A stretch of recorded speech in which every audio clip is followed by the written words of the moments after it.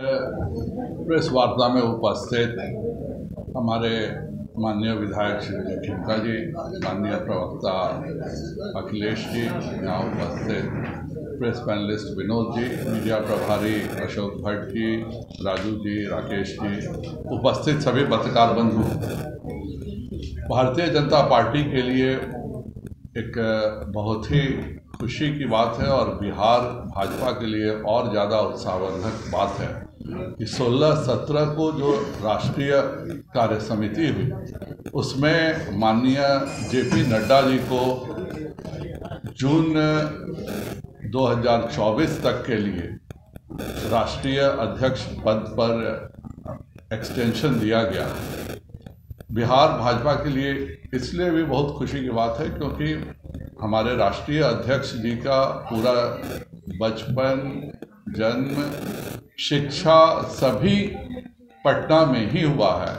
इसलिए बिहार के भारतीय जनता पार्टी माननीय राष्ट्रीय अध्यक्ष जी को अपना अंग समझती है और यहीं से वह उनका राजनीतिक सफ़र इमरजेंसी के दौरान एक अखिल भारतीय विद्यार्थी परिषद के कार्यकर्ता के रूप में, युवा मोर्चा के कार्यकर्ता के रूप में शुरू हुआ और पूरे आज वह हमारे देश के राष्ट्रीय अध्यक्ष हैं। इसके साथ ही चूँकि यह एक परंपरा है कि राष्ट्रीय कार्य समिति के बाद हमारे प्रदेश की और मंडलों की कार्य समिति होती है। 28 और 29 जनवरी को प्रदेश कार्य समिति दरभंगा में बिहार की होने जा रही है। हमारे सभी जिलों की कार्य समिति 5 फरवरी से पहले हो जाएगी और सभी मंडलों की कार्य समिति 12 फरवरी से हो जाएगी तक हम कर लेंगे। इस पूरे चेन का कारण यह होता है कि जो राष्ट्रीय कार्य समिति में कार्यक्रम तय होते हैं, राष्ट्रीय कार्य समिति में जो चीज़ें मार्गदर्शन मिलता है वह हम मंडल के कार्यकर्ताओं तक उन निर्देशों को पहुंचा सकें और उसके हिसाब से मंडलों में हम अपना कार्य कर सकें, भाजपा का प्रत्येक कार्य हो सके। भाजपा बिहार के लिए इसलिए भी गर्व की बात है कि जो राजनीतिक प्रस्ताव आया उसमें बिहार के उपचुनावों का भी अलग से उस विजय का, गुजरात चुनाव के विजय के साथ बिहार के भी उपचुनावों के विजय की चर्चा हुई। इसके लिए भी हम अपने केंद्रीय नेतृत्व को आभार व्यक्त करते हैं। और देश आर्थिक महाशक्ति कैसे बने इसकी पूरी एक विस्तृत चर्चा हुई है और हमें गर्व है कि माननीय प्रधानमंत्री श्री नरेंद्र भाई मोदी जी के नेतृत्व में आज जो हम दुनिया की 10वीं अर्थव्यवस्था थे 2014 में, आज हम दुनिया की 5वीं अर्थव्यवस्था के रूप में बन चुके हैं। दुनिया में हमारा जो जीडीपी में हिस्सा था जो 2014 में पूरे दुनिया में 2.5% था, और यहाँ मैं यह भी बता दूं कि हमारे माननीय अटल जी के आने से पहले केवल 1% जीडीपी में हिस्सा होता था। 2.5% से पूरे दुनिया के हिस्सेदारी में 3.6%, महज 8 वर्षों में जितना 1990 तक की जितनी हिंदुस्तान की का शेयर था दुनिया की अर्थव्यवस्था में, उतना शेयर हम केवल 8 वर्षों में बढ़ाने में सफल हुए हैं। यह प्रधानमंत्री मोदी जी की, चाहे वह पीएलआई की नीति हो, औद्योगिकरण की नीति हो, देश के प्रति वेलफेयर की नीति हो, उसी का नतीजा है कि आज पूरे दुनिया में हमारी हिस्सेदारी 3.6% हो चुकी है और इसके लिए भी हम माननीय प्रधानमंत्री जी का आभार व्यक्त करते हैं। आज हमारी भारतीय जनता पार्टी जो राष्ट्रीय कार्यक्रम है उन सबों में लग जाएगी। हम माननीय प्रधानमंत्री नरेंद्र भाई मोदी जी का आभार व्यक्त करते हैं कि बिहार में, पटना में भी G20 सम्मेलन के लिए पटना को भी केंद्र चुना गया है। आज तक पूरे दुनिया में कहीं भी G20 सम्मेलन होता है तो केवल या तो उसके देश की राजधानी में होता है या आर्थिक राजधानी में होता है, इससे बाहर कभी नहीं गया। यह माननीय प्रधानमंत्री जी की सोच है कि G20 सम्मेलन हिंदुस्तान के 56 शहरों में हो रहा है और पटना को भी उसमें लिया गया है। मार्च में पटना में G20 सम्मेलन होगा।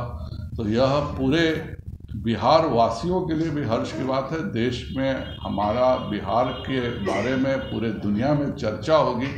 इसके लिए भी हम प्रधानमंत्री जी का आभार व्यक्त करते हैं कि उन्होंने G20 के लिए पटना एक केंद्र चुना है और इससे बिहार की परंपरा, बिहार की संस्कृति पूरे दुनिया में फैलेगी। उसका भी हम आभार व्यक्त करते हैं। और जो ये पूरी हमारी कार्य समिति है, इससे कार्यकर्ताओं में नया उत्साह आएगा, नया जोश आएगा और हम जो अपना लक्ष्य है उस पर निश्चित पहुंच सकेंगे। प्रधानमंत्री ने आप लोगों से कहा है कि किसी तरह की चर्चा इस तरह की नहीं होती है और भारतीय जनता पार्टी में प्रधानमंत्री जी के नेतृत्व में 60 गरीब कल्याण की योजनाएं चल रही हैं और एक भी योजना नहीं है जो हिंदू के लिए हो या मुसलमान के लिए हो।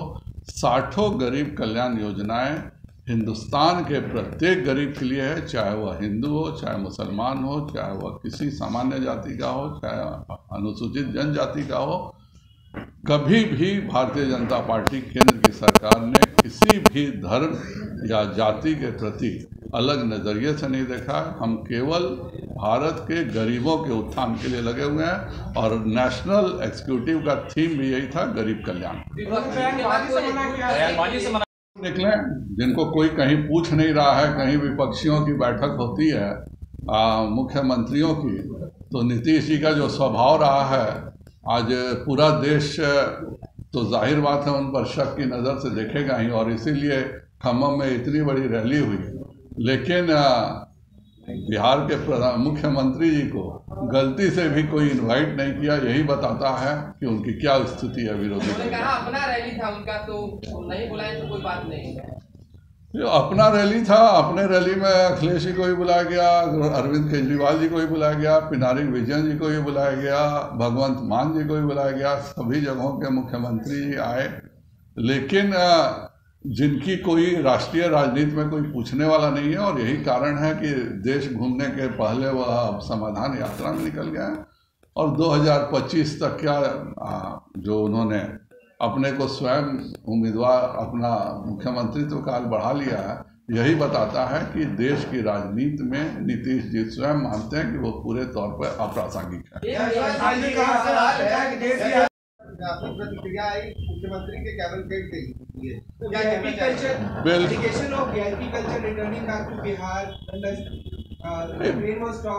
बहुत ही दुखद स्थिति है और खुद माननीय बक्सर के माननीय हमारे देश के माननीय मंत्री श्री अश्विनी चौबे जी ने कहा है कि इस पर रेल विभाग में ज़रूर कार्रवाई करनी चाहिए।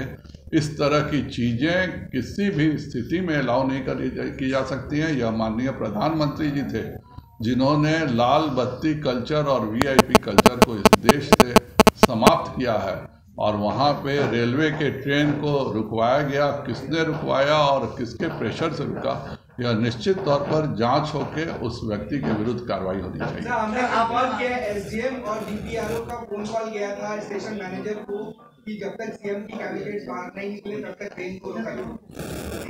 अगर उनका प्रेशर था, SDM चूंकि लॉ एंड ऑर्डर के लिए रिस्पॉन्सिबल होते हैं और अगर SDM ने यह प्रेशर दिया है स्टेशन मास्टर को, तो निश्चित तौर पर RPF को संज्ञान लेके उस SDM के खिलाफ कार्रवाई करनी चाहिए। सर, आपने कहा देश की आर्थिक स्थिति अच्छी हो रही है। दुनिया में हमारी आर्थिक हिस्सेदारी बढ़ रही है। पूरे हम एकमात्र हैं जहां 18 करोड़ लोगों को मुद्रा योजना दिया गया है। हिंदुस्तान के इतिहास में 9 करोड़ खाते हुआ करते थे और माननीय प्रधानमंत्री जी के बनने के बाद 18 करोड़ लोगों को मुद्रा योजना से केवल लोन दिया गया है और इससे आप समझ सकते हैं कि प्रधानमंत्री जी के समय में रोजगार की सुविधा कितना ज़्यादा मुहैया कराया जा रहा है। खाता कितना एक्टिव है सर? 18 क्या बिना एक्टिव हुए आपको लोन मिल सकता है क्या? अगर 18 करोड़ लोगों को मुद्रा योजना से उधार मिला है तो आप क्या ऐसा दुनिया में कहीं सुने हैं क्या कि खाता एक्टिव नहीं हो और किसी को उधार मिल जाए? ऐसा अगर हो तो आप महान व्यक्ति हैं। सर, एक सवाल है, चिराग पासवान कह रहे हैं कि एक बार फिर से जो है बिहार माध्यमिक चुनाव की ओर बढ़ रहा है, 21 मार्च फिर से मार सकते हैं, तो इस बार अगर मारते हैं किस छोड़ जाएंगे भाजपा बिगाड़े? देखिए, यह सब चाचा भतीजा की जोड़ी की नूरा कुश्ती है। चाचा भतीजा मिलके बिहार का विकास तो करना नहीं है, इसलिए जानबूझ के ये लोग जानबूझकर कभी अपने मंत्री को आदेश देते हैं कि तुम हिंदुओं के खिलाफ विमन करो, कभी जानबूझ के ये लोग किसी मंत्री को आदेश देते हैं कि तुम सेना के खिलाफ विमन करो। यह आपस का बात है कि एक जो कबड्डी का होता है ना कि बीच सेंट्रल लाइन पे खड़े रहना कि भाई अगर तुम मेरी बात का गुलामी नहीं करोगे तो उधर चले जाएंगे। भाजपा अपने बल पर आगे चलेगी और हम निश्चित तौर पर 36 से ज़्यादा सीटें लोकसभा में जीतेंगे, क्योंकि इस देश का हर एक गरीब, हर एक मध्यम परिवार का व्यक्ति यही देखना चाहता है कि इस देश के प्रधानमंत्री नरेंद्र भाई मोदी हों। आपके साथ आएगा तो आप रखिएगा जदयू को, नीतीश कुमार को एक्सेप्ट करेंगे? भारतीय जनता पार्टी अपने बल पर 36 सीटें जीतेगी। हमने 22 से 17 सीट आ गए थे। माननीय हमारे राष्ट्रीय अध्यक्ष जी ने बिल्कुल साफ शब्दों में बोला, इस पे और कुछ बोलने की जरूरत नहीं है।